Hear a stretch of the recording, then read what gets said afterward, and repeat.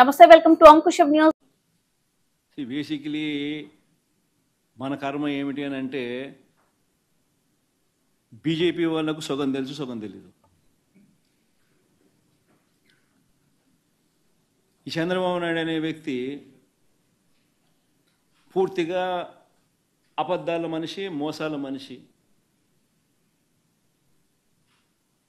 ఇవన్నీ నేను చెప్పినటివన్నీ వాస్తవాలు అయినప్పుడు టీటీడీ బోర్డులో కూడా ఇదే బీజేపీ పార్టీకి సంబంధించిన సీనియర్ మంత్రులకు సంబంధించిన రిప్రజెంటేటివ్స్ కూడా బోర్డులో సభ్యులుగా ఉన్నప్పుడు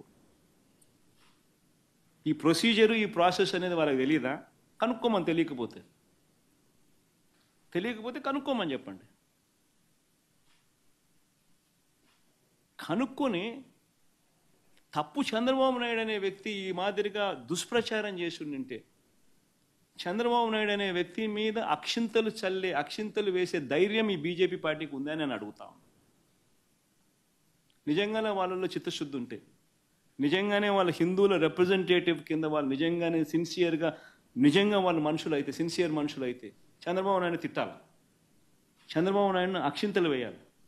ఇంత దుర్మార్గం చేయడం ధర్మమేనా చంద్రబాబు అని చెప్పి చంద్రబాబు నాయుడును గట్టి కడగాలి. నిజంగానే వాళ్ళలో సిన్సియారిటీ ఉంటే చేయమని చెప్పండి.